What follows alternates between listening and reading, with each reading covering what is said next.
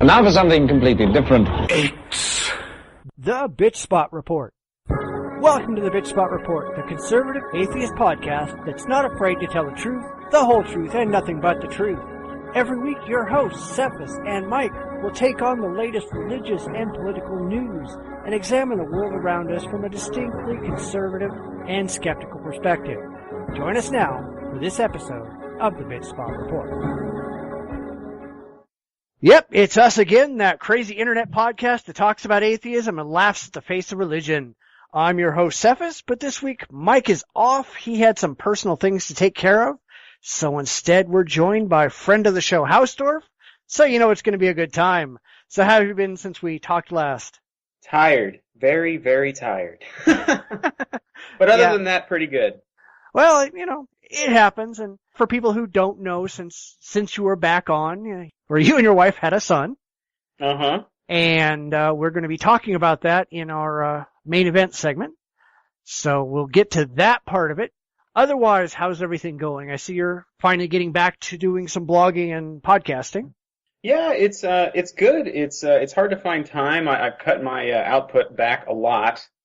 But I've also on my Bible review stuff, I've added a couple of features that I think are there for the better.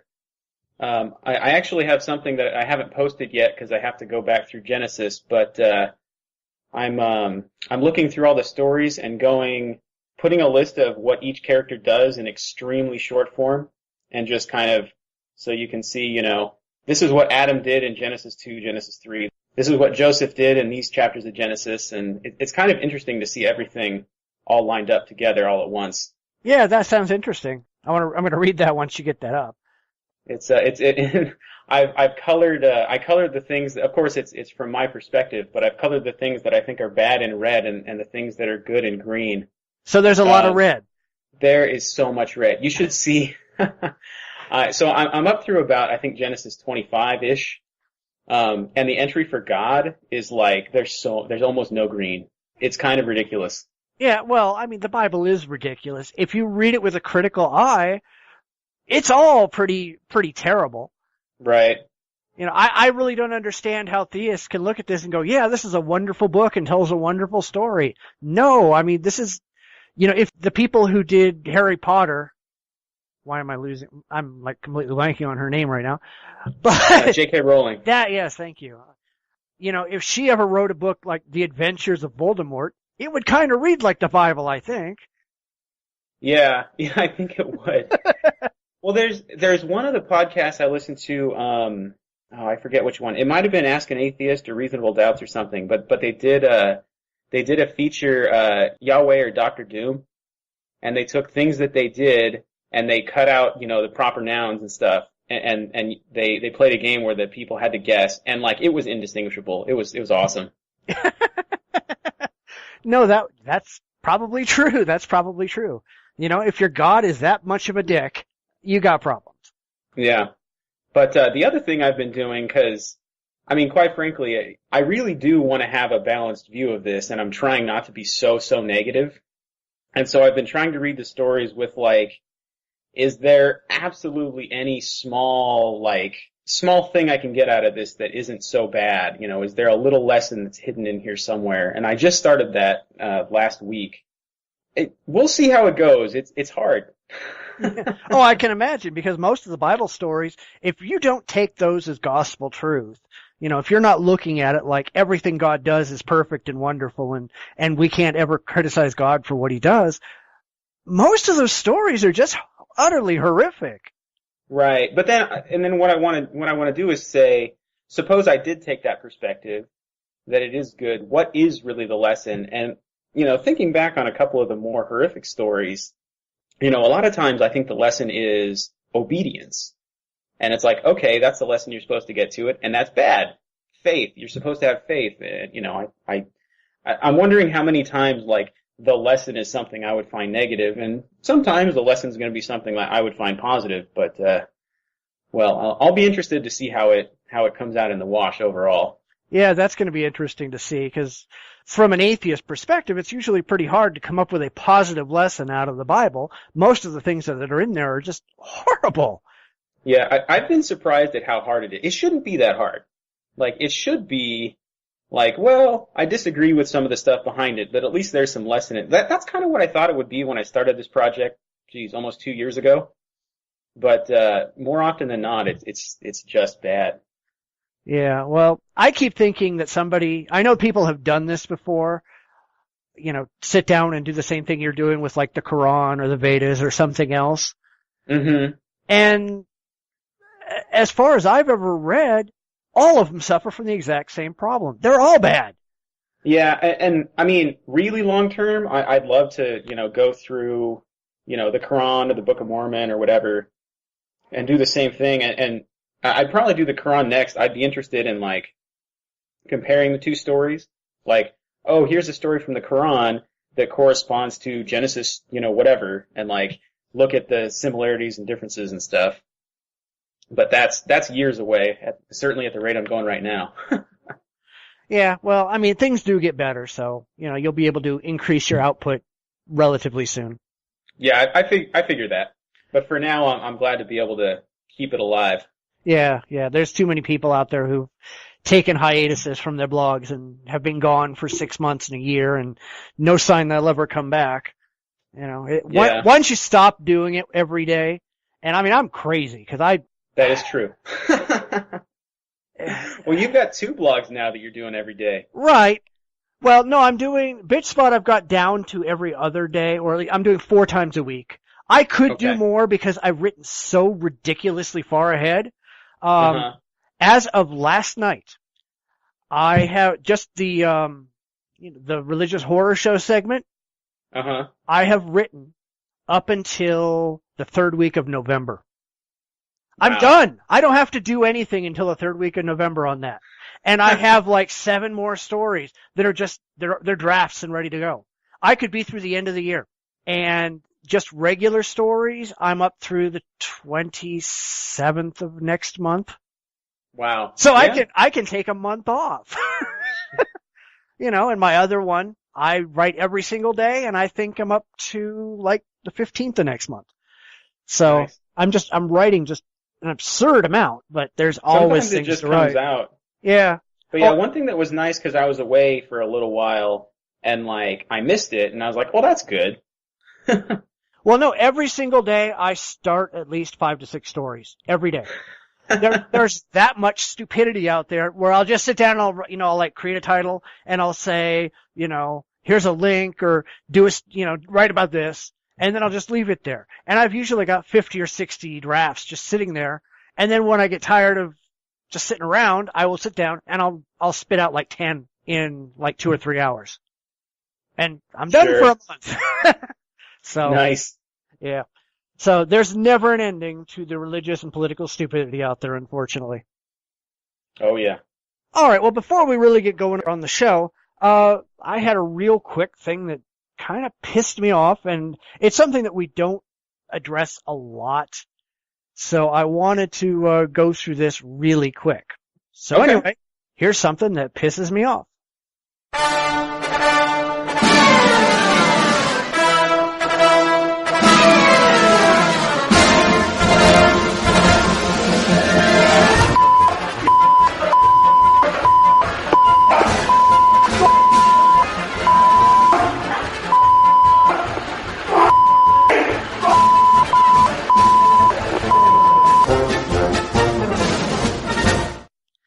Now, I had an encounter with an adamant Muslim recently who objected to claims that Islam called for violence and said that, yeah, I know, and said that most Muslims were really nice people. When it was pointed out that various news sources showed that there was tons of Islamic violence and terrorism, he seemed convinced that, in fact, the media was just making up these stories to make Islam look bad, and none of these things were actually true. Because nobody he knew was a mad dog killer. Apparently, there were no Muslims anywhere that could ever do anything wrong. So Islam is the religion of peace, and all the media sources on the planet, all the videos are done, those are all lies. It's just a giant global conspiracy to make Islam look bad. That is ridiculous. Yeah, it is. And I was going, Have you seen all the videos on YouTube? Have you watched the news? Have you picked up a newspaper? Have you read any of these news sites? And he says, nope, that can't possibly be true because Muslims would never do that.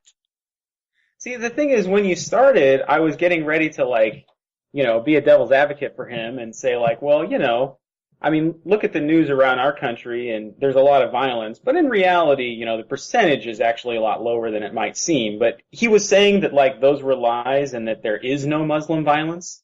Exactly. Now, that's ridiculous. Yeah, I have a feeling he's playing the old-fashioned, no true Scotsman card where... Oh, of course. Well, that guy's violent. He's not a Muslim. It's like, yeah. No, dude. But I couldn't even... Especially when there's plenty of Muslims who do it because they're Muslim. Not that every Muslim does that, of course, but there are certainly a contingent who do. And so the no true Scotsman doesn't even make sense. Well, yeah, as far as he's concerned, any non-peaceful Muslim isn't a Muslim at all. It's somebody else. I mean, I'm assuming that because I couldn't even get him to admit that.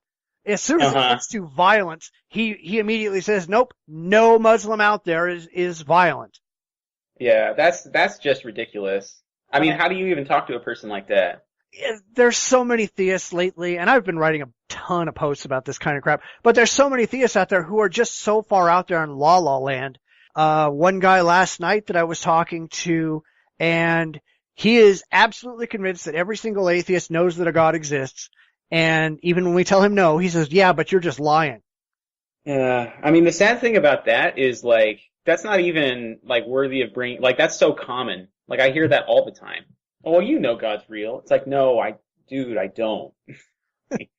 Yeah, they're just convinced that it has to be that way because they can't imagine anybody on the planet could not believe everything that they believe. Right. They're completely delusional, and I'm so tired of delusional theists. Where's the intelligent theist that can actually hold a debate? I don't know. I'm looking for them. Oh, I am too. I have been out specifically looking for them. I've been looking for people who are rational, intelligent, who have evidence, and I have not found one. There isn't one. There's none of them. Any theist out there who's listening to this, who actually has any evidence or a rational argument for your faith, please contact me. I'd like to have a debate with you on the air. Or I'll have a debate on the blog. Or I'll have a debate with you somehow. But you don't want to debate us. You're just too busy making ridiculous claims. And you don't even understand that your claims are ridiculous. Yeah, I mean, the sad thing is that they just keep throwing the same tired old apologetics out again and again. I mean, I think some of them really believe it, like cosmological argument. Well, that's really good stuff. And it's like, but what about the 14 things about it that are horrible logical errors? And they never address them. And some people seem to really think that that's good. And some people, I think, just believe the higher ups who say it's good. And they're like, well, I don't really understand it, but it must be good. It sounds convincing to me who doesn't really understand logic. Yeah, absolutely. And a lot of the people who, if you debate them, you're not really debating them, you're really debating an apologetics website someplace because they don't actually understand anything that they're posting. They've just had this idea that whatever's on this website has to be true, so they're just going to throw it at you, and when you ask them a question that they don't understand, they have no response. Right. I mean, that's what frustrates me the most, because I want to have a conversation. It doesn't have to be perfectly logically laid out, but I want to be talking to that person and not some list of things they read on a website somewhere. Right. If William Lane Craigs wants to come and debate me, that's cool. If he's not going to come debate me, don't be using his arguments because you don't understand what he's saying and you don't understand the problems with what he's saying. I mean, the biggest thing that I've pointed out most recently is there's a lot of Christians who say, I've had an experience with God. And I say, okay, what's your experience? And they'll describe this experience. And then they'll say, and God did it. Well, how do you know God did it? Well, right, I just know. No, that you have to be able to show a direct causal link between this experience and your God. If you can't do it, then you're just making a claim. This is not evidence. And for most theists, just making any kind of a claim at all, anything that you believe to be true, you're just asserting that that's evidence. That's not evidence. Or they'll go, well, that's evidence for me. Well, okay, you're just proving you're an idiot. It's not evidence. Evidence is something that you can support and defend and back up and show that it's true, and anybody can go out and look at it. If it's not objective, it's not evidence. Yep. Well, so anyway, I have more and more of these damn debates all the time. I unfortunately wish I didn't, but that is the way that it is. All right. Well, anyway, let's go ahead and get to the news. All right. And now the news. Just the time, I think, very briefly, to talk about facial hair, which is all the rage across Europe, as we know. But in The Independent, they're talking about a much more political one, and this is in Pakistan. Pakistan. They're calling it actually the most dangerous mustache. Hopefully we can take a little peek at what this mustache looks like. Look at that. There is a dangerous mustache. It's not just dangerous because it's going to poke you in the eye. It's dangerous because this man has actually run into trouble with Islamist militants who threatened him, said they were going to kill him if he didn't shave it off. They actually kidnapped him and shaved it off. He had to move town several times because of these threats, and he's hoping that actually this will make him eligible for political asylum. He says that he'd rather give up food than shave. His mustache is his life, according to him. It has to be said, if they shaved off his mustache, I would like to know how long exactly it took him to grow it back to that particular length. He's dedicated, at least. Most men would just shave their mustaches, but not Malik Amir Mohammed Khan Afridi. This Pakistani businessman sports a truly magnificent mustache, so magnificent that he's been told it's un-Islamic and was ordered to shave it off. He refused. He was then kidnapped and held for a month until he finally complied, and when he was released, he grew it back again. Now he's on the run from Muslim extremist religious leaders, leaving his wife and 10 children so he can maintain his facial hair. Every time I think I've seen the craziest thing out of the Middle East, something new like this pops up. Yeah, this was my favorite story out of our 4 as well. It's just, first of all, anybody listening to this, go to the website and go to the link and check out this guy's mustache. It's pretty epic. Yeah. But yeah, so he's keeping this ridiculous mustache. I took a couple of notes here on the story. He spends $150 a month on, let's see here, a cocktail of oils, soaps, and ointments. It's like, all right. Although somebody's paying him $50 a month to keep, so he only has to pay $100 a month to keep this ridiculous mustache going. But it's like, all right. He says it gives him a lot of respect, and it's his identity. And like, all right, he's got his thing. Like, I can respect that. Like, so that's right at the top of the story as I'm reading it. I'm like, all right, this guy's doing his own thing, and he's pissing off some religious people. So like, that's cool. But then he's got a wife and 10 kids, and it's like, dude, shave your stupid mustache. Like, come on. Yeah. Well, seriously, does Islam have nothing else to deal with other than somebody's fucking facial hair? Right. I mean, this is the biggest problem they can come up with. And worse yet, the Taliban hit this guy up for $500 a month protection money for his mustache. Yeah. So they weren't worried about him offending Islam if he was going to pay him $500 a month. Right. Well, $500 a month is the going rate for offending God, apparently. I guess so. But you really look at this, it's like, how many religions out there are really, really concerned with like completely mundane things like facial hair?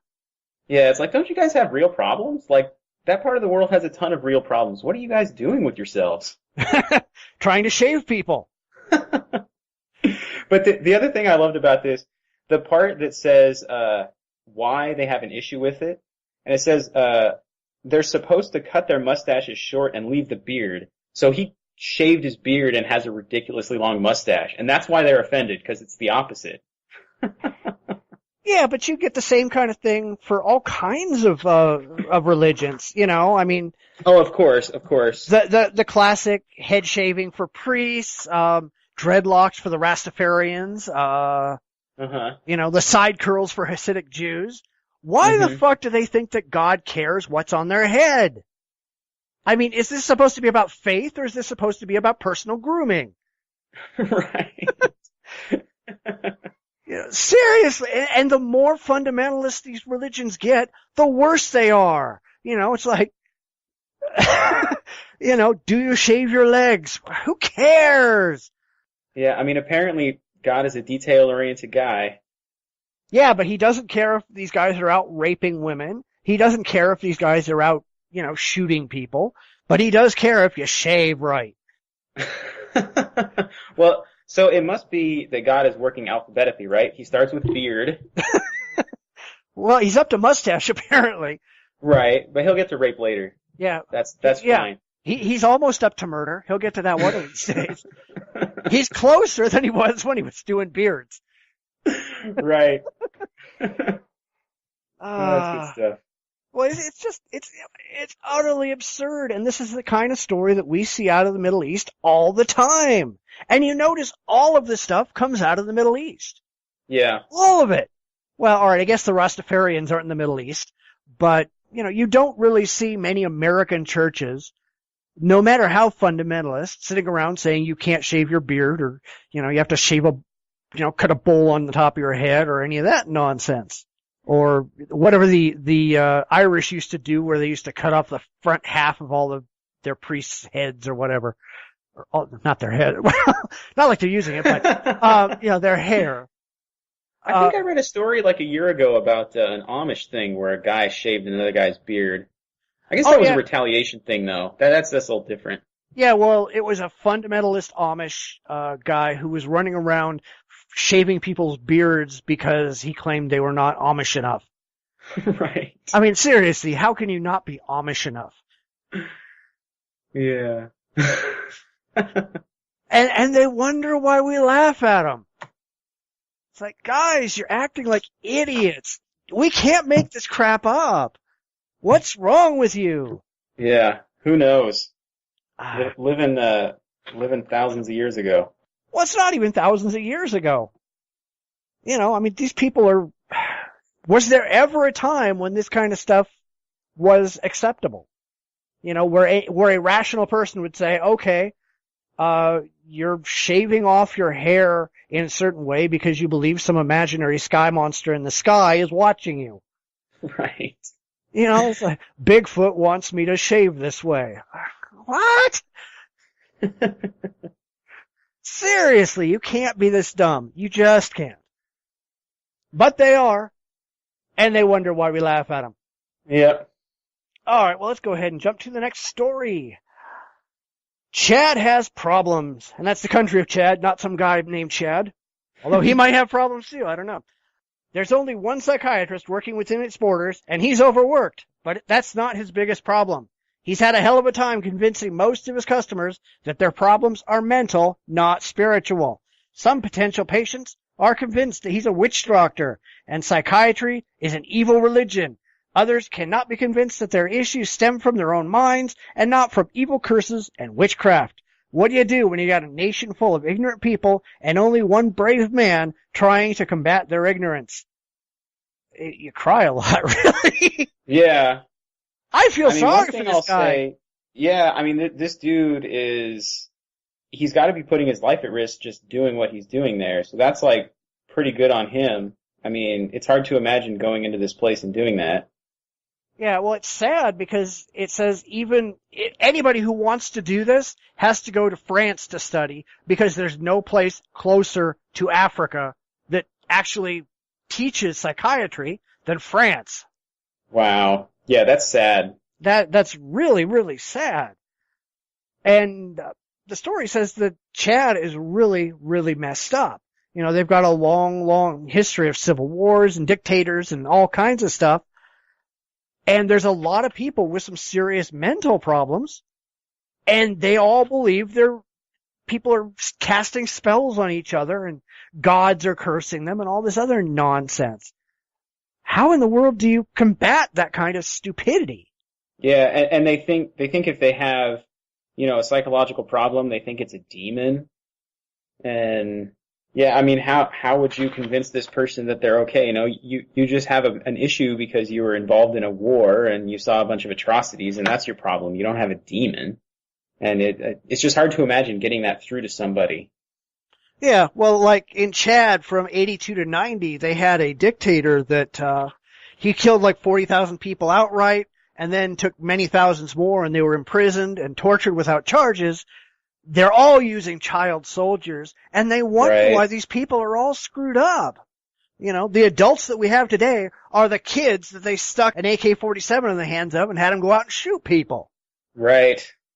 Ugh, that's just sad to hear. Yeah. You know, they say that there's a really high incidence of schizophrenia and paranoia. Well, there's no surprise there. But they all claim that it's all religious.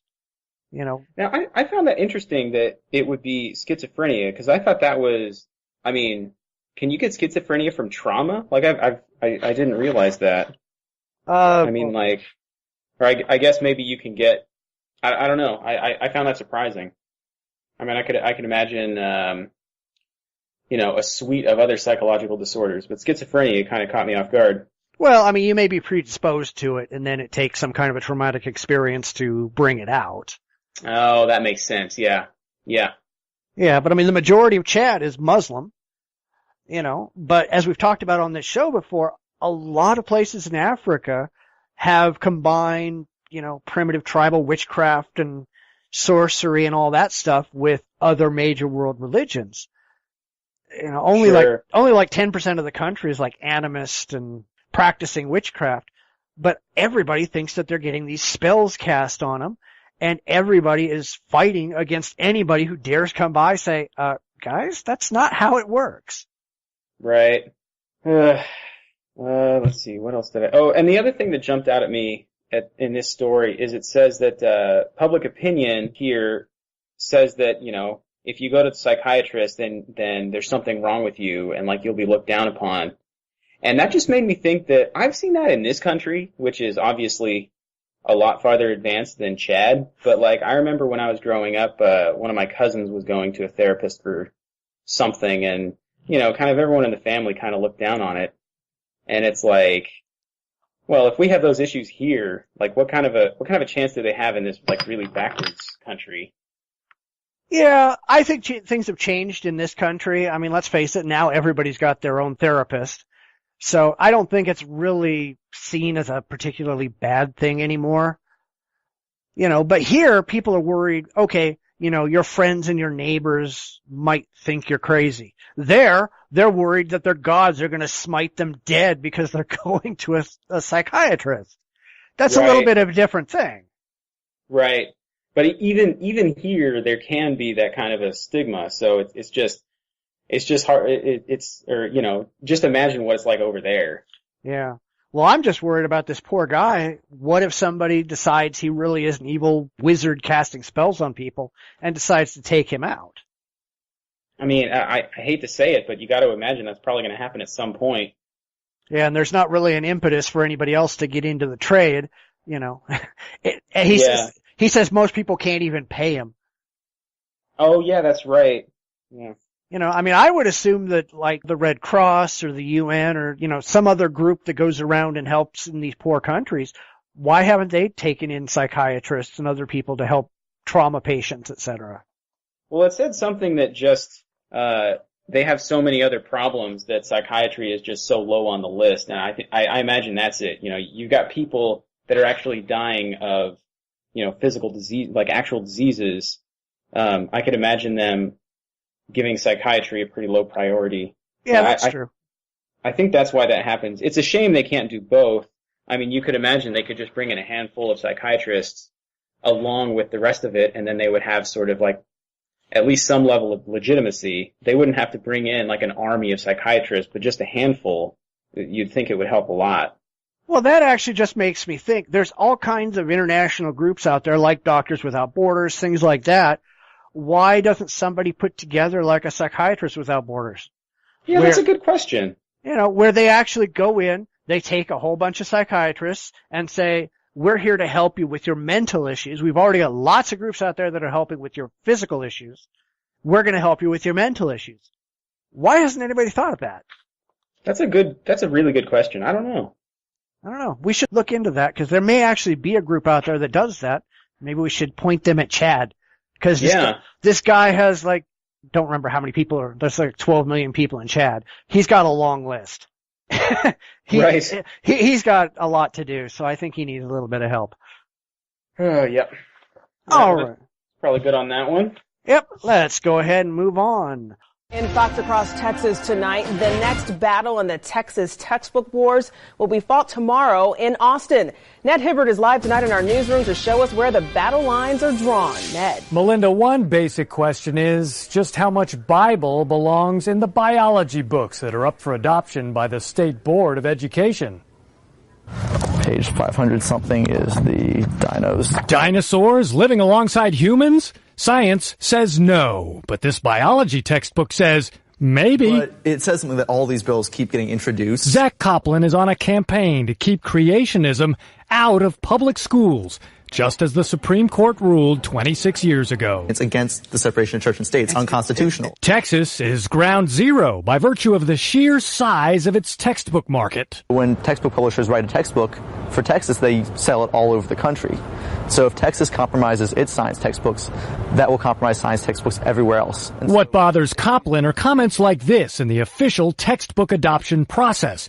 Creation science based on biblical principles should be incorporated into every biology book. It's just asking straight up for biblical creation to be taught in science textbooks. And that was from a supposed expert reviewer appointed by the State Board of Education. A board Coplin says is stacked with creationists inclined to bend science curricula to fit their religious views. The reviewer who irked Coplin is a senior lecturer in nutrition who told me via email her views are hers alone. Quote, any statements made were my own personal beliefs. Texas has long been known to tinker with its textbooks. I was just flabbergasted that this was the view of history that was being perpetuated. Madhuri Venkateswar says her high school American history text contained a whopper of a claim there in Chapter 1. Here's how she recalls the sentence. Then the settlers did the Native Americans a favor by intermarrying with their women and impregnating their women. And I read that sentence and I just did a double take. This cannot be what this sentence is saying. The good news is it came out of it better than it could have been. Venkateswar is part of a group of Rice students opposed to the insertion of faith into supposedly fact-based textbooks. There's one monk, his name was Gregor Mendel, and he's the father of genetics. Religion and science can live in harmony, says Rodrigo Maldonado. He is Catholic and Henry Baer is Christian. Both accept evolution, saying scientific evidence doesn't threaten their faith. Christianism, it's just not, it's not science, so it doesn't make any sense to have them in the same curriculum. Let's come back to the U.S.'s own private sanctuary for religious craziness, Texas. Yay, Texas. Yay. Now, right-wing religious Christian groups are not hiding their desire to force biblically based creationist teachings into the public schools. They're telling the Texas Board of Education to outrightly ignore the Supreme Court ruling that creationism cannot be taught in classrooms, and to force every single textbook they adopt to be filled with, quote-unquote, creation science based on biblical principles. This is no surprise in a state that's already thrown history out the window, but they have got to know that the courts will stop them in their tracks, right? I would hope so. Yeah, but they don't. I think that's what they want, right? They want the battle, and they want to feel righteous that, well, it's this whole persecution complex that we're coming back to, right? They want that to happen, and they want to be, look at what they're doing to us. Yeah, but they're gonna lose. They're always gonna lose. And the taxpayers are what really loses. I know that these people don't care about the taxpayers. They could care less how much money they waste. That's why I really think that when you go after these people, you need to go after the individuals on the school boards. You shouldn't go after the school boards themselves or the school districts or anything like that. You should sue the people that are doing this. Yeah, that'd be nice. I don't know why people don't. This is blatantly violating a Supreme Court order. You can't get around that. So these are people who are blatantly violating the law. I mean, you would hope because of that fact that sort of a quick challenge would put a stop to it. Yeah, I mean, but it doesn't. You know, if FFRF comes in and is just like, this is unacceptable, you're going to lose, we're suing you, if that would be enough, or if they would, you know, I don't know if they would push them all the way to an actual trial. I'm sure they would, because they've got nothing to lose. You know, they've got lots of taxpayer money, and if they lose, well, what the hell? It's not their money. They don't care. Right. Yeah. Yeah, and that's the problem with all of these cases. It goes on again and again and again. You go back to Kitzmiller, you go back to all these different cases, and the people don't care because it's not their money on the line. Doesn't matter to them. Yeah, lose someone else's money in a righteous cause, like, what's easier?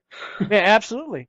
But the creationists on the board have already said things like there's no transitional fossils. Yeah. You know, that they've denied that genetic drift and recombination are evolutionary mechanisms. They don't understand what any of these things are. They're already holding up creationist books as a reliable source of scientific information. And I mean, it shouldn't be any surprise, but it nevertheless, I facepalm anyway. It's just a theory. Yeah. That's always a classic. And it's like, do you know, you're on the board for science textbooks. You should understand what theory means. Like, why does this keep happening? But the problem Very frustrating. they don't understand. You know, being on the board, that doesn't require any actual knowledge. It just requires that a bunch of people voted for you. You can be a complete imbecile. You can be a brain-dead moron and still get on these boards as long as you say the right things that attract votes. Right. You know, and it's really, really important that we watch these idiots in Texas, because Texas is a very, very influential state when it comes to textbook publishers and textbook adoption. Because they're so big, so other states just get their same books. Right. California and Texas, they're the two most influential states. And if those guys adopt a book, those books are getting published for everybody. Yep. Now, I'd love to start seeing other states start telling textbook publishers that they refuse to use anything that's published with Texas educational guidelines. That'd be great. Was it I think it was Louisiana who already said they're not taking any history textbooks from Texas because Texas has already fucked up the history curriculum. That's good. That's great to hear. You know, but you have to have a lot of states doing this that are going out to the publishers and saying, guys, we're not buying. If you're going to publish this crap, we're not buying it. You know, and you can sell all you want in Texas, but you're not selling here. I think that everybody who's interested in education, they need to join the Texas Freedom Network. Now, I don't live in Texas. I got no horse in that race, but it's really, really important to keep an eye on what happens in Texas.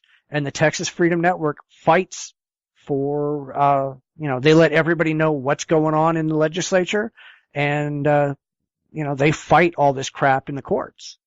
Everybody needs to keep an eye on it, and everybody needs to support them because they need the help. They got a bunch of stupid people that they're fighting. Yeah, sounds like they got an uphill battle. Well, good for them. Yeah, I'm gonna have a link to them in the show notes.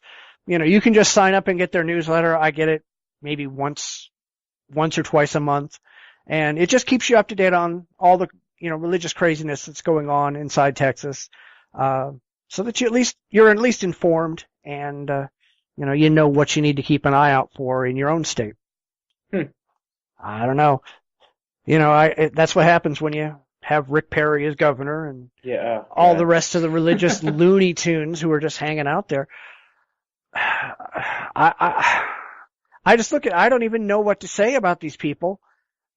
These people just need to, they need lobotomies. Well, I'd say they need lobotomies. Most of them have already clearly had them. And, it didn't help. Yeah, I don't know. I don't know what happens with those guys. I mean, like, you know, Rick Perry, see statements from him every once in a while, and it's just, I mean, what's there even to say? It's yeah, he's a lunatic, and he's in a state full of lunatics, and you wonder why why most of the states in the South have such high unemployment, and they've got such problems because they're a bunch of Looney Tunes. Well, they seem to hire people, or they seem to elect people based on, religious stuff, and then it goes bad because they're not hiring people who are actually qualified for what they need to do. Yeah, or they don't pay any attention to what they're supposed to be doing. Their economies go to hell because they're too busy, worrying about prayers in the legislature and all the rest of that nonsense. Right. I'd really, really love to have, and I know it's never going to happen, but I'd really love to have some kind of a federal investigator go around and start saying, hey guys, guess what? We are going to hold absolutely every elected office accountable to separation of church and state. You are no longer talking about your religion while you're in your guise as a legislator. That'd be awesome. It'd be awesome, but it'll never happen. No, never. But it should. But hey, what should happen, what does happen are two completely different things, I guess.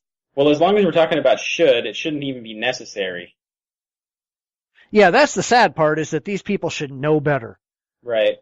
Well, they do, but they also know that they're never really going to be challenged, so they can get away with it, so. Yeah, it's like all the churches that go out in October and then challenge the IRS to take away their tax-exempt status. Right. They know nothing will ever be done, although something might be done pretty soon. And I hope that it is, and I just want to see their faces when they all lose their tax-exempt status at once. That'd be great. That'd be fantastic. And they'll be all screaming and crying, going, they're picking on us! Yeah, fuck you. Unfortunately, I can't imagine it actually happening. Well, no, I forget, was it FFRF? One of the atheist groups, went to court to sue the IRS to force them to enforce those laws. And the judge said, yep, that lawsuit can go forward because there's no reason why it can't go forward and can't actually go against the IRS. Oh. So we talked about that 2 or 3 weeks ago. Hopefully that's going to get passed, and we're going to start seeing all these churches start to lose their religious or their tax exemption when they start blatantly violating the laws that they agreed to. Well, that'd be great if that happened. Guys, if you want to get into politics, pay your fucking entry fee. Yep. All right, well, let's go ahead and jump to our last news story. It wasn't too long ago that Russia was largely atheist, at least outwardly, and now it's a mix of various religious cults, fundamentalist lunatics, and it's led by a complete religious crackpot, Vladimir Putin. Putin has signed 3 anti-gay pieces of legislation so far, and with the help and support of the Russian Orthodox Church, he plans to sign many more. The head of the church, Patriarch Kirill, says, "This is a very dangerous apocalyptic symptom, and we must do everything in our power to ensure that sin is never sanctioned in Russia by state law, because that would mean the nation has embarked on a path of self-destruction. It sounds to me like the religious right's dreamland, but a harsh warning against allowing America to ever go down that path." Oh my God, these people are fucked up. It's ridiculous. The stories coming out of there right now are just, allowing people to be gay. So it's not even just about gay marriage, but, it's allowing, this part that really jumped out at me, Putin signed another law allowing police officers to arrest foreign nationals and tourists they suspect of being gay or pro-gay. So it's not even about gay marriage, it's like this crazy extension. Oh, absolutely. He's done, like I said, he's passed 3 so far. That was 1. And a lot of the people who are really worried because the 2014 Winter Olympics are coming up in Russia. Right. So that means, and specifically we're talking about foreign nationals, meaning they can arrest athletes, fans going to Russia, yep, trainers, anybody that they even think is gay, and throw them in jail for up to 2 weeks with no charges. Yeah. Not even that they suspect of being gay, just being pro-gay. Absolutely, yeah. Just being accepting of other people being gay. Oh, we'll throw you in jail for 2 weeks. Yeah, so hopefully the Olympics will completely fail if this crap happens. Right now there's a lot of pressure being put on them to repeal that because there's a lot of people who aren't going to the Olympics if they pull this crap. Yeah. The other one he passed a law on July 3rd making it illegal to adopt a child to a gay couple or to any single adult living in a country where gay marriage is illegal. Wait. It's a law about adopting people in different countries? I don't follow. Well, if the person has a dual citizenship in another country. Oh, I see. Okay. So if that country allows gay marriage, they're going to assume that you are gay and have a gay partner in that country, so you can't adopt. Of course. And there's seems like a few leaps of logic there, but okay. Yeah, well, plus the fact that Russia does adopt out to people in other countries. You can adopt a Russian child in this country. Oh, sure. Okay. So they're basically saying, well, their kids aren't good enough to be adopted by others. Yeah, getting adopted by a gay couple, that's totally worse than being stuck in an orphanage for your whole life. Yeah, Not your whole life, but, And not even being adopted by a gay couple, being adopted by somebody that you're just being assumed to be gay. Right. Because you happen to live in a progressive country where people are allowed to be gay. Yeah, well done, Russia. Well done. Yeah. Well, the other one he did, he passed a law stating that homosexual propaganda is pornography, and thereby anybody who even argues for equality can be arrested and jailed, and that includes judges, lawyers, and lawmakers. Nobody can even argue that he's wrong. This reminds me a lot of blasphemy laws. Oh, I'd say it's even worse than blasphemy laws. Most of the time you can't even talk about the law. Here you can't even talk about the law. You can't criticize the law. You're not even talking about the position. You're not talking about gay anything. You're talking about somebody saying the law is wrong, and he says, nope, you're now guilty of homosexual propaganda, and we're putting you in jail. Homosexual propaganda, which is porn. I guess. It's like, wait, what? Yeah. And there's even a bill on his desk right now where he's going to take away children from any parent they even think is gay. So they can walk into your house and go, you're gay. I don't care if you're married. We suspect that you're gay. We're taking your children. Right, and then once again, where do those kids go? It's like... Well, they're sure not going to adoptions in other countries. Right. So they're just intentionally putting them in a significantly worse situation because they think their parent might be gay. Like, it's just insanity. It is. You know, I mean, the whole country is just a disaster, and unfortunately, these are idiots that have the frickin' bomb. You know, these are morons with their head in the, you know, they've got their nose in the Bible and their finger on the button. You know, how long until they start going, well, you know, let's start looking at these end time prophecies. Right. Oh, shit. We're just screwed. You know, we do know that, like, the Russians are giving weapons to Syria. Right. You know, holy crap, this is just a mess. And the worst thing is, 54% of Russians, they want homosexuality banned. And 88% support all the legislation I just talked about. Wow.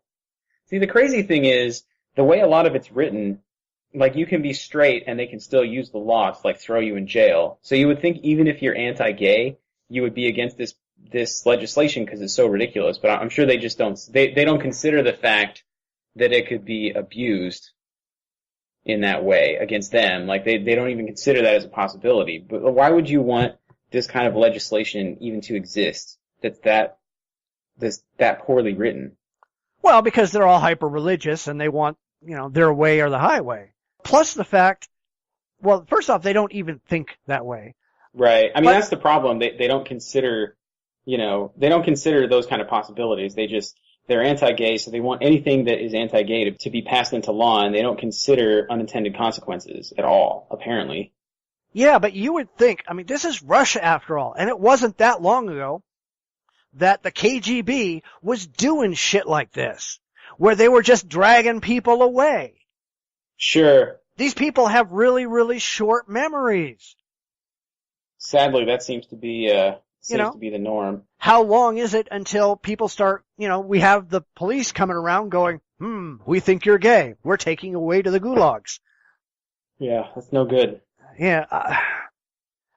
It surprises me to no end to watch people with no sense of history just forget about everything that's ever happened and just go through it again. I guess they're right that those who don't learn from history are doomed to repeat it. Yep. So, how many people are going to end up in Siberian gulags? I don't know. It's sad. It's really sad. Yeah. Well, I mean, how long until they're going to start saying, well, you're the wrong religion, so we're going to take you away. We're going to start outlawing religion. We're going to start outlawing atheism. We're going to start outlawing whatever doesn't fall within, you know, whatever is popular right now. Right. And people, when they write those laws, they don't consider the fact that things can change and suddenly you can be in the minority group and you could be totally screwed. But they feel, we're in power, we're going to be in power forever. Oh, sure. But let's face it, they think God's on their side and they're just doing what God wants them to do. Right. And they really don't care. They can never do wrong because God's their cheerleader. After doing these news stories, we always get really, really depressed. I know. It's like, oh my God, the world sucks. All right, well, let's go do the main event and try to do something a little more positive. All right. This is the main event. A couple weeks ago, we had planned to have our special guest on to talk about this very subject, then something went horribly, horribly wrong, and the segment didn't record, and it was too late to go back and try again. Well, damn it, this time it better work. So, of course, we have Hausdorff with us, and we're going to give this another try on the subject of atheist parenting. This is a subject that comes up a lot. Lots of atheist parents have questions on how they should raise their children, what they should teach them, how they should act around their children, and the subject of religion. Well, I've been an atheist parent for about 16 years now, and Hausdorff is a new parent. Congratulations. Thank you. And hey, I'm at like twice as experienced now than I was when we recorded it the last time. Well, that's cool. So anyway, we're going to talk about this, both from the perspective of someone who's been around it for quite a while and somebody who's just started to consider the future. So first, of course, congratulations on your new arrival. Thank you very much. I tell you, good job, but your wife did all the hard work. She did everything that, she did everything that was difficult. I was just kind of there. Well, you helped out a little bit at the beginning, and then the rest, yeah. I would have liked to arrange to have my child in the 50s, so I could have been in the waiting room smoking a cigar, but I couldn't quite swing that. Yeah, well, that's all right. You got to hang out in there and watch it? Oh, I was right there, yeah. Yeah. It's crazy. I did that twice, yeah. But did you videotape it? Hell no. Yeah. I don't get that. We actually talked about that. We were like, why would anybody want to do that? When are you going to bust out the videotape and be like, you know what, we should watch again?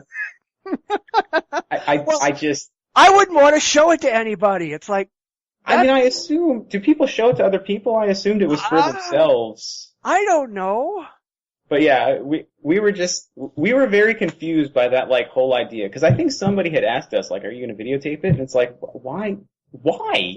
Yeah, I mean, that's a portion of my wife's anatomy I don't want to be showing to people. I didn't videotape the beginning. I'm not going to videotape the end. Right. So let's just let it go. It's not great to watch, and I'm sure it's not great to experience. So yeah, that's it. Anyway, we get a lot of people who ask about indoctrinating their children into atheism. They're really, really freaked out by the religious forcing religion on their children. And there's an awful lot of atheist parents who really go too far the other way, where they refuse to discuss their atheism with their children. There's a lot of them that even refuse to admit that they're atheists, that they don't want to talk about religion, or that they go completely out of their way to introduce their children to every single religion they possibly can. And I really don't think that's a good idea. I think that's actually quite a bad idea. So I hadn't thought about trying to go for the, like, introduce them to everything, but why exactly do you think that's a bad idea? Well, I don't think that it's a bad idea to introduce them to things in the course of time, but I've had a lot of people who have said, I'm going to sit my kid down in a different church every single week so that they learn every different flavor of Christianity and every different flavor of Islam and every different flavor of Hinduism and, Scientology and all this different stuff. Oh yeah, that sounds a little weird. It's, they want to have this huge, and I'm not saying it's a bad thing to have some experience, but sure. There's all kinds of experiences that are not good experiences. I'm not going to take my kid out and go, well, I'm going to take my kid out to a drug den. And then I'm going to take them out to a bar. And then I'm going to take them out to a cockfight. Just so they have these experiences. These are not good things. Right. I'm sorry, but religion is not a positive thing. Yeah, I see what you're saying. Yeah, that makes sense. Yeah, that's a little weird. I mean, my idea is basically to introduce them to concepts as it comes up. And sort of, we have a lot of religious family. So I'll definitely want to explain the stories as they come along from my perspective. Just let him read your blog. I assume he'll have zero interest. Maybe he won't. You never know.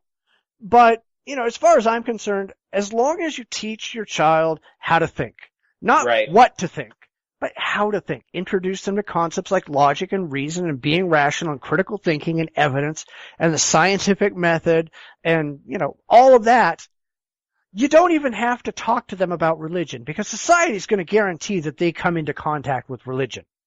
Right. There's nothing you can do that's going to make them completely religion free. And the fear that you're going to force them to be an atheist, well, that's not really a worry either. Yeah, that seems kind of silly to me. I mean, exactly what you said, it's more about teaching him how to think and quite frankly, I mean, the thing that excites me the most is to teach him just about science. Like I'm already, he's just a few months old. I'm already thinking about, all right, what kind of backyard science experiments can I do? What kind of stuff can I get? And, teach him how this stuff works and, figure out what he's interested in and show him more of that and, these kinds of things. And I sort of, make him love learning and love thinking. And when he comes across the ridiculous religious stuff, hopefully he'll figure out that it's ridiculous on his own. I don't need to prime the pump and just be like, no, that stuff's dumb. Like, that doesn't seem necessary at all. Yeah, I mean, my wife and I have never hidden the fact that we're atheists. We taught our kids to be critical thinkers and to ask questions, and we never told them that religion sucks. Not directly anyway. I'm sure they picked that up from just us talking around the house. Sure. But when they came into contact with it, and the first time I know that they did was we used to send them to a quote-unquote Christian daycare. It was the only local daycare, that was, on the bus route from school and all this other stuff. And we went and we talked to the people there and they said, well, we're not really a Christian daycare. We found out that just putting the word Christian in the title attracts more people. So they did that. And they said they never teach any religion, but they do have an awful lot of religious children. Sure. Obviously, because the religious are gullible. So my kids went and kids would talk about God. And my kids were talking about ages 6, 7, 8 years old. They're going, what's this God? Where's your evidence? What are you talking about? Prove it. And the people would just laugh and go, your kid made these kids cry, right? Fantastic. Because they're pushing their critical thinking. They're not just sitting there with repetition going, I'm an atheist, you are a Christian, you are an idiot. That's kind of stupid. Right. I did an article a while back on the Bitchspot blog where I responded to a book by Dale McGowan called Parenting Beyond Belief. And, I mean, I have never read the book, so I can only go by what he said when he was on the Atheist Experience. Okay. But he was really into this don't tell your kids you're an atheist nonsense. Him and a lot of the other people that I'm talking about, they really come off very accommodationist. They don't want to upset anybody. They don't want anybody to be criticized. They don't want anybody to think badly about religion. What the hell? Why the hell not? Yeah, that kind of attitude, really confuses me. I mean, I'm fine with, not going, seeking out upsetting people, but if they have silly beliefs and they bring it up, I'm not just gonna let it go. Or, I might sometimes, but, I'm not gonna, as a rule, just always just let them say whatever they want. If they say something ridiculous, I'm gonna be like, no, or, justify that, or how can you say that? And if I hurt their feelings asking legitimate questions, so be it. But I'm not going to just go around calling them stupid. But going to this whole, I want to make sure I never offend anybody, that's just too far. It's ridiculous. We agree that religion is a bad thing. I mean, going back to what I was talking about with the religious horror show, I just realized that the story that publishes this Sunday means I will have done a full year of weekly stories on the religious horror show. 52 stories in a row. You can't tell me religious is not a bad thing. Yeah. Religion is horrible. Those posts they're continually shocking. I mean, the fact each individual one is just wow. And the fact that there's one every week and they just keep coming and there's no shortage, it's really amazing. I'm really glad you do that weekly post, because it just kind of drives it home. It's like there's no shortage of these stories. That alone is amazing. Yeah, well, unfortunately, I'm getting to the point where I have to double and triple up on these things because there's too many. Yeah, I just wrote one, and I realized I had 2 others that were similar. So I'm now putting 2 and 3 stories in every post because there's too many. Right now, like I said, I'm out in the middle of November. All right? Yeah. That's 2 months ahead. And I have another 7, at least 7, that I could write right now and be up to the end of the year. And you expect me to think for 1 second that religion is not harmful. Yes. Hell no. Sorry, you're not going to get that from me. I am not going to raise my kids to think that religion is not harmful. And they'll even come and tell me when they see something about religion screwing people up. It's sad. Yeah, it really is. It really is. And I actually, in preparation for this topic, version 2, I went and I asked my oldest daughter if she ever has any contact with religion in her, with her friends. She's 16, she's a junior in high school, and she says that pretty much she never, ever talks about religion at school. None of her friends do. Her friends are all atheist, or at the very least, they don't talk about their religion. And she doesn't press them, and she doesn't debate them or any of that stuff. But she just doesn't have anything in common with the real religious wingnuts who are out there preaching on campus and all that kind of stuff. Sure. So I don't think that most kids are going to have a problem, especially now that atheism is A, more accepted, and B, growing, at leaps and bounds. I don't think most kids are going to have a problem going to school and being ostracized because they're not religious. Most schools don't want you talking about religion anyway.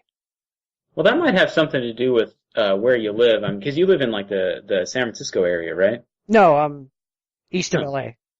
Oh. Did you used to live in San Francisco area? Nope. I must be thinking of someone else then. Never mind. But even still, LA area is reasonably progressive, I would think, compared to a lot of other places where there would still be some pretty big problems. But you're right, we are making a lot of progress. No, around here there are ridiculously religious. There is literally a church on every street corner.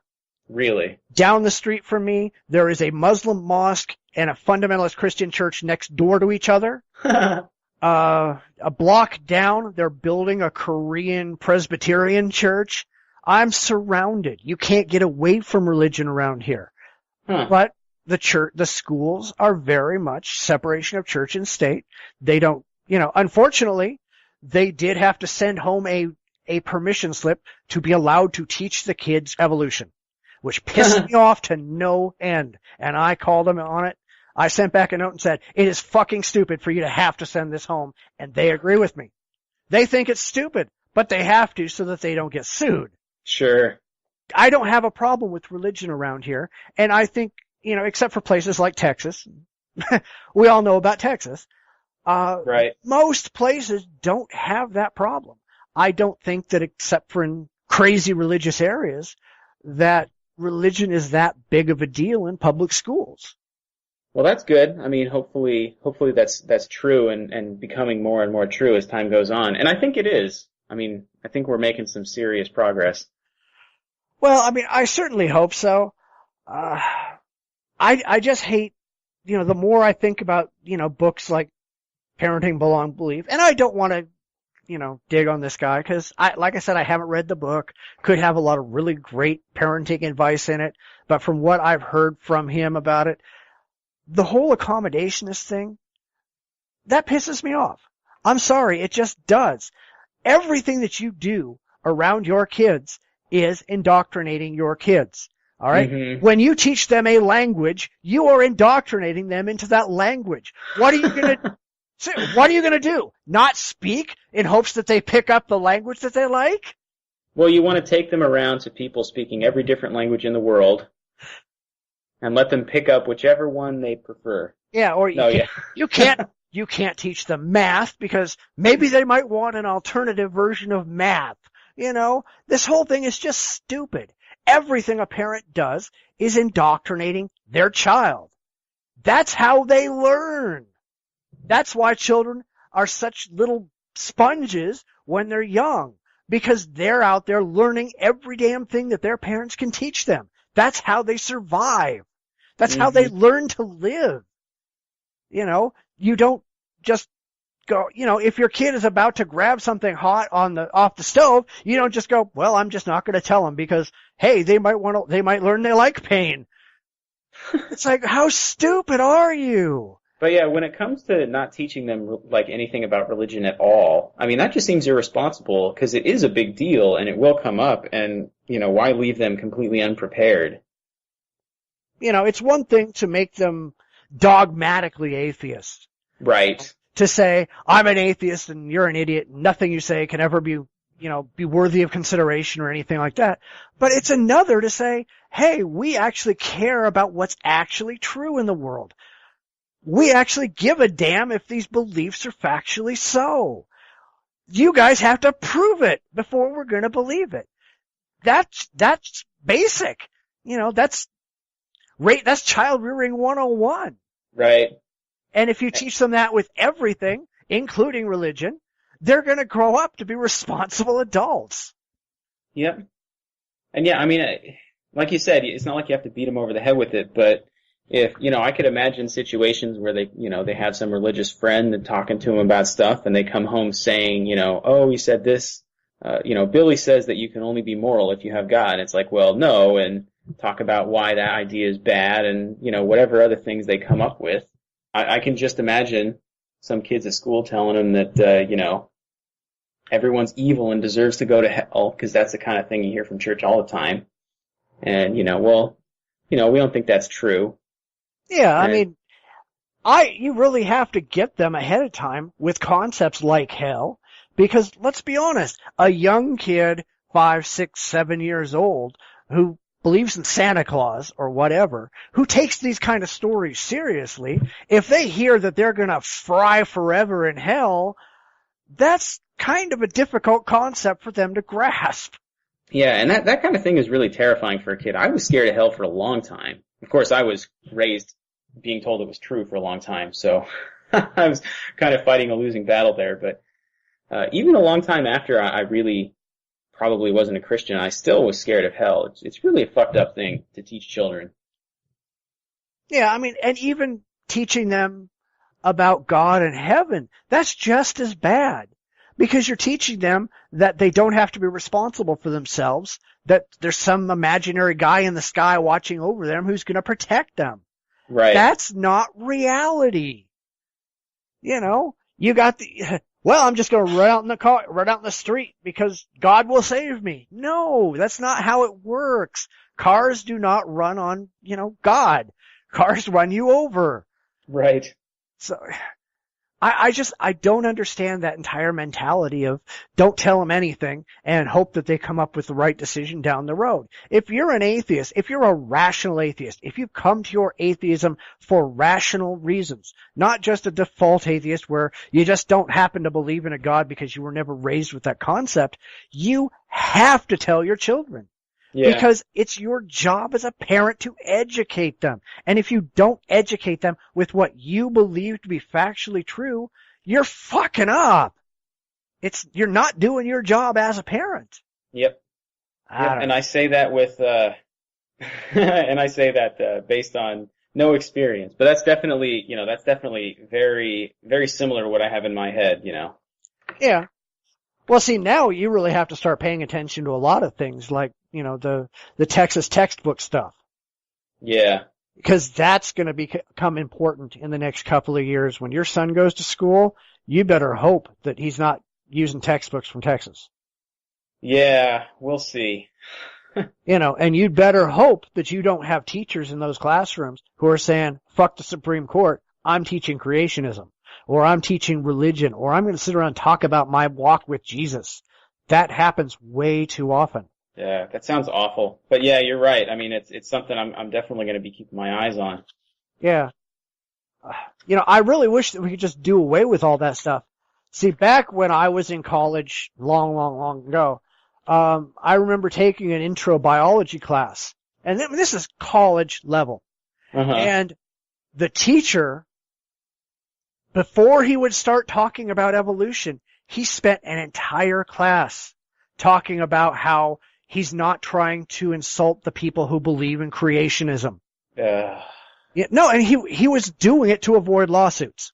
Sure. He was not religious or anything like that. He didn't talk about any of that stuff. But he sat down and he was trying to smooth over, going, I don't want anybody to be offended by talking about evolution. It's part of the class. It's part of the curriculum. It's something that you have to know. But I want you to know that I respect your beliefs and all. That kind of crap shouldn't happen. No. If you're that stupid and your beliefs can't stand up to learning about reality, don't take the class. You should know. You should know that a biology class is going to talk about evolution. It's a central cornerstone of biology. You can't be that dumb. Yeah, well, I remember when I was in college, I had this one class where there were these kids in there. So this was junior college, so we're talking about 19, 20-year-olds. And it wasn't even a science class, it was a history class, but we were talking about social Darwinism. And just the mention of the name Darwin, there were these 4 kids that got up and yelled at the teacher and complained, and then the 2 girls ran out crying. And it's how shielded have these people been for their whole lives so far? Yeah, actually that reminds me, my wife, she's a trained anthropologist, but when she was taking some anthropology classes, that same kind of thing happened where she had serious mega fundamentalists in her class who would argue with the teacher at anything that was outside of strict fundamentalist biblical beliefs. When they would start talking about history that went against the Bible, they would get up and argue. And I don't remember if the teacher finally said the hell with you and threw him out of the class or what. But, they were just assholes every damn day. It was just, no, that disagrees with my biblical beliefs. I'm religious. You're being against my religion. You're discriminating against me because you're teaching something that goes outside my religion. It's you people are idiots. Yeah, it's why don't you just take your F now and go home? Yeah, that's exactly it. It's I will allow you to drop the class before the period where you can't get your money back. Just do that now. Bye-bye. And, yeah. So you're going to be paying an awful lot of attention to education, to, all kinds of social crap. You're going to be a wreck. Oh, what terrifies me is raising kids in the age when they're in high school, when everyone has cell phones and YouTube and Facebook and all that crap. Because they didn't have that when I was in high school. I can't even imagine what kind of a minefield it's going to be like, or whatever they're going to have 16 years from now. Yeah, well, my kids don't care. And their school has very, very tight controls on the internet. There's lots of places you can't go.